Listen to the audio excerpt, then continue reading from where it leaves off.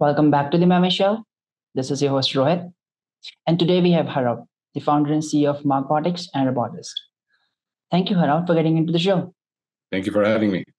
Awesome. So, would you just like to give a quick intro about yourself, like how you got started with your first venture? I think you said to me like this is your first venture, obviously, Markbotix.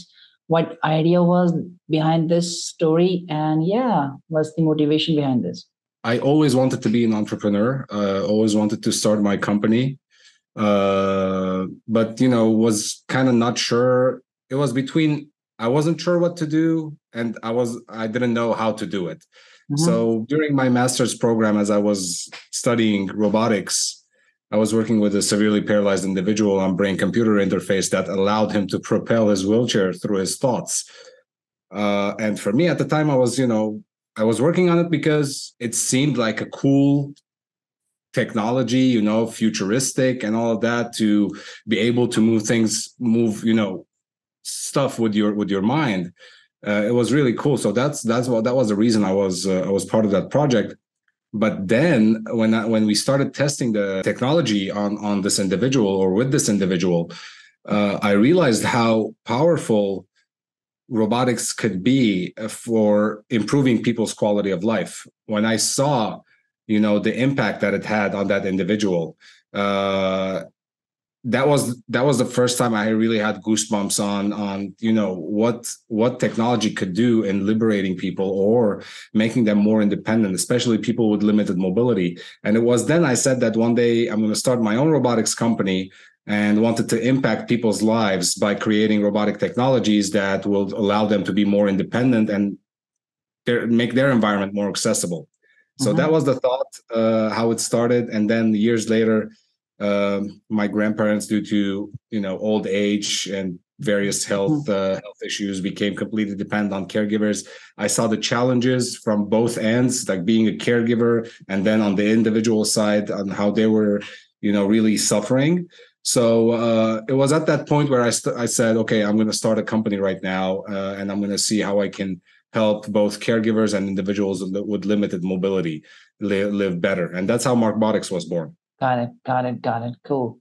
So, do you think starting an entrepreneur, like being into entrepreneurship, starting your first venture is easy, or owning a company is easy? Do you think? Oh, nothing is easy. I mean, nothing in life is easy.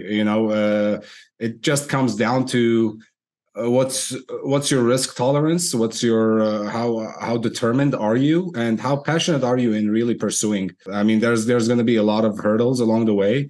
So if you're the type of person that you may love challenges, but are not as as passionate about what you're doing, so you're going to quit from maybe you'll pass this first challenge, the second challenge, but the entrepreneurial journey is a constant challenges that come your way. So you have to be able to have that tolerance of persevering and overcoming all these challenges.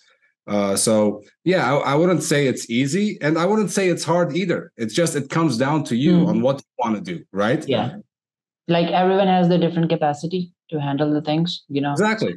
Yeah. Yes. Exactly. Not everyone can do the bungee jumping for sure.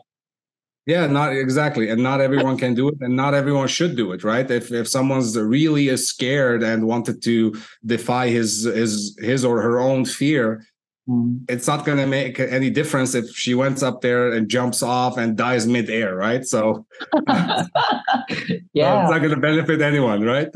Especially if there's no value added to you or people you're trying to serve, right? Ultimately, it comes down to us as human beings serving each other, right? So you have to have a higher purpose than just yourself. And if you don't have that, then you might as well go be an employee somewhere and just and which is also needed, right? So you don't have to always be an entrepreneur or start a business. You can being an employee at a firm is just as fulfilling as as anything else. It comes down to what you want to do. So what someone should know before starting the business? Is there any plan to make, or just go ahead, start saying anything? Well, I mean, I don't know if you can make a plan, because ultimately you don't know what you don't know, right? You can't go into something knowing everything. Otherwise, you'd be very successful from the get-go. And nobody started that way. So, I mean, maybe you'll have a rough plan, like some idea of what you want to do, how you want to approach it, but be willing and be ready to make those pivots as you go along, because I mean, your plan is gonna be put to test, and a lot of the times you're gonna have to shift.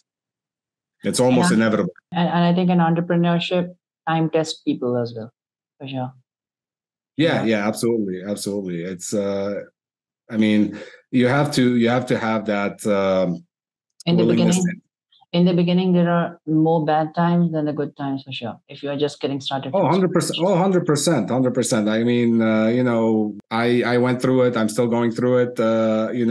As I said, it's a grit, right? It's a grit, perseverance, all that stuff that, we take it really for granted.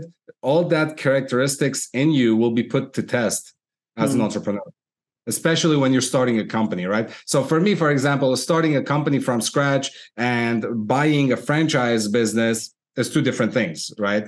So I like to make that distinction because it's not the same thing. Starting a company from scratch is much harder than buying a franchise. Franchise is already established business piece, it's a kind of slice of the already something which is in the market, but owning something new, it's taking time consuming, and there are a lot of things. Absolutely. Awesome. So tell me, like, how someone can have the much more customer acquisition, like you've been into this. Well, I mean, before customer acquisition, you have to think about your customer discovery based on your based on the product or the service that you're offering, right? So who needs it? Who are you going to benefit most? And who's going to pay for your product? And part of that is really, actually, it comes down to really knowing the target customers, really knowing them, like talking to them, understanding their pain points, understanding their needs, their challenges, where the opportunity is. And you can't know that if you don't have a firsthand interaction with your customers, at least the first few, right? The first 100 or 200 that that's what I did. When I was building, when I started my startup, I didn't know what product to go to market with. So I started talking to anyone and everyone that I wanted to serve, with my company. And the more I talked to people, the more insight I would get into their lives, into their challenges, and people would really get to know you. You'll build that rapport, that relationship with individuals, and they will help you build your product, right? So that's part of customer discovery. Will end up becoming your first customers. So that's how your first customer acquisition will happen, by actually you putting boots on the ground and talking to people. So someone who is listening to the show maybe wants to get into entrepreneurship, after listening to you or getting into. So how someone can go from idea stage to product stage or a launch stage, So, okay, as even before my entrepreneurial journey, I've always developed products from idea stage, taking them all the way through production to launch and to the market, basically.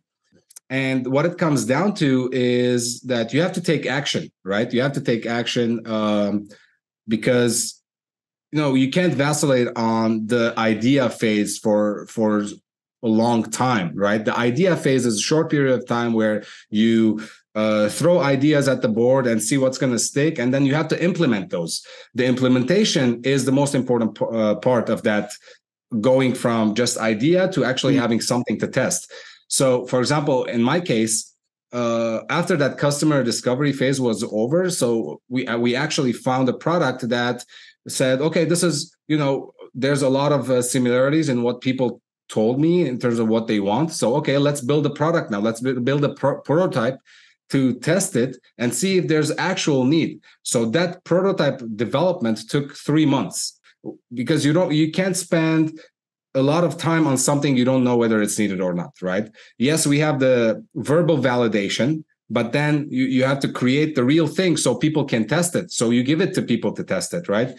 And at that point, you'll know whether you need to move forward or make modification to your prototype to, based on, users' needs. Cool. So, any best tips for anyone who would like to get into entrepreneurship? Any advice you want to give them, or anyone who just have their own business, how they can keep going? Because hurdles are the part of this, and challenges are.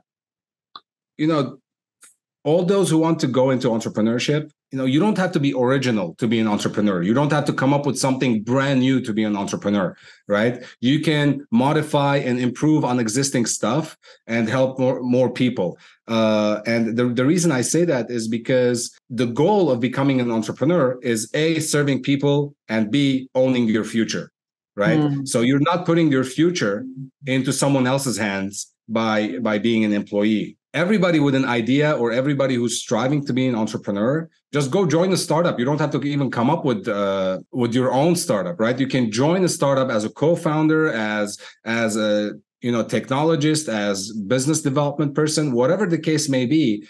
I encourage anyone to go to entrepreneurship because that's really the future of humanity, right? Creativity comes from the entrepreneurs. So yes, I encourage everyone to do it.